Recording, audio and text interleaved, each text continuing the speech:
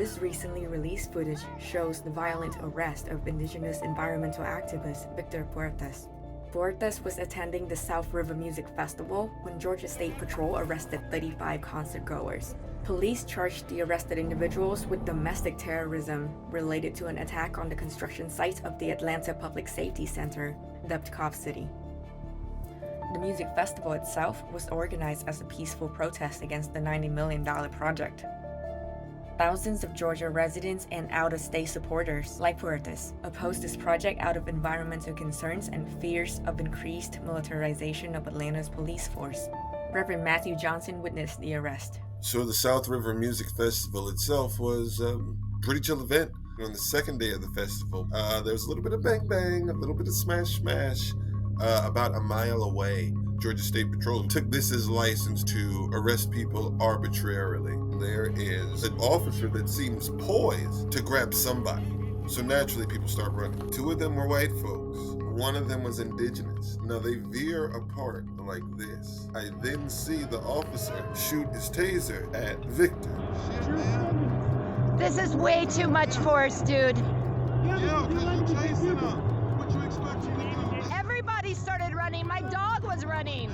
He's choking Victor, and he says that he's going to keep choking Victor until Victor puts his hands behind his back. Look at where his shoulder is, man. He can't put his hand behind his back. Victor's shoulder is protruding in front of him, and the officer is pressing his weight down on Victor and choking him at the same time. And I'm trying to de-escalate the situation, and this officer put his hand on his gun as more people were approaching.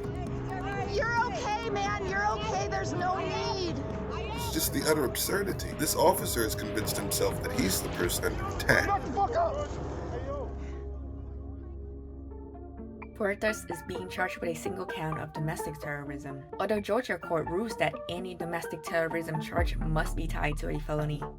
Puertas' lawyer informed us that he is not formally indicted and that the police have produced no evidence. So far, a total of 42 activists have been charged with domestic terrorism despite the lack of evidence against them. Legal experts fear that Georgia may be testing the limits of using domestic terrorism statutes as a tool for political repression. Most activists have been released on bail. However, due to Puertas' pending immigration status, he's been transferred to an ICE detention center. His lawyer feared that even if the police drop the domestic terrorism charge, ICE might still deport Puertas back to his native Peru. It's very sad that Victor is leaving this situation. There are so many people, Victor's touch, that have reached out and touched base because he cares for people. He loves people. And his, willingness to support others, and that he's always trying to build a better world.